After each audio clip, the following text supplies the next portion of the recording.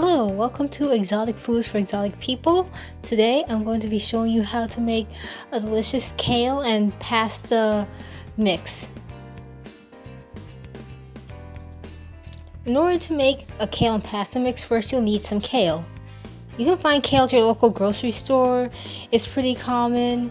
You can pick and select the best kale by looking at the leaves. Make sure the leaves are green, a vibrant green. Make sure the plant is fresh.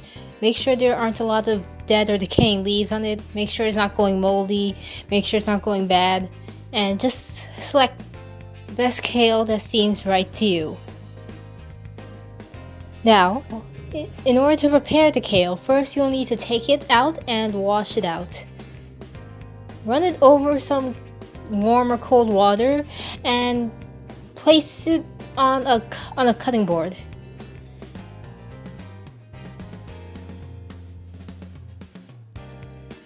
You can cut the kale on the cutting board. Just cut the ends into small, tiny pieces and just work your way up.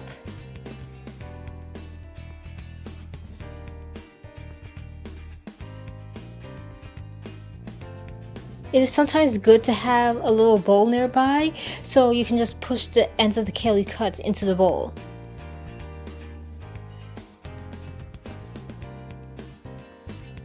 After cutting all the kale up and pushing it into the bowl, you can then pour some vinegar on your pieces of kale. Make sure the vinegar touches all the kale and make sure you dilute the vinegar with water.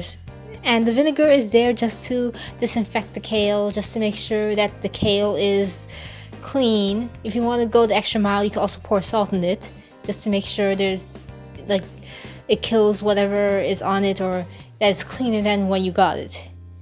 Additionally, you can inspect the kale and make sure there's no rotten leaves, no bugs hanging on the kale, etc. You just need to make sure the kale is clean and usable. After you clean the kale, you can then get a pot. Find an onion you can use. You'll need to cut this onion up into several small pieces. Just get enough so you can saute these onion bits and use them in your kale. Make sure the pot is hot, make sure there's oil in the pot, and throw the onions in. Let the onions brown a little, and then after that you can throw in some water, and then you can throw in your kale. You need enough water to make sure the kale cooks completely, so you can add more water after putting in the kale. If you feel you need more water while cooking it, you can add more water. The main point is that you need enough water to cook the kale completely.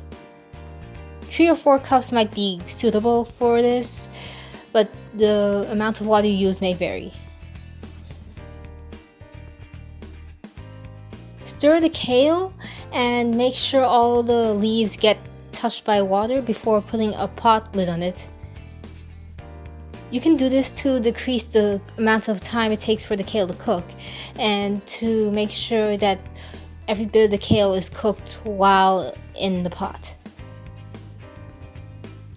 When the kale cooks completely and becomes completely soft, so if you have any stalks or bits of kale that are harder, you should be able to bite through it, or you should be able to cut through it easily. When this occurs, your kale is cooked and you can take it off the stove. Now it's time to make the pasta. You can get whatever pasta you use or whatever pasta you have stored and put a pot of water to boil and cook the pasta according to the instructions on the package or box. I'm using corn pasta, so I followed the instructions on the corn pasta bag and cooked it until it was cooked. After this, you can take your kale and serve it with your pasta. This is a simple dish, but it's good for if you have only a few ingredients, or if you want to have some pasta with another ingredient that isn't sauce. Kale and pasta go great together, and of course if you season up with salt or pepper, it can taste better. You can prepare it whichever way you want. You can add different seasonings to it if you want to get creative. This is just the base recipe and the easiest way to make it and the simplest way.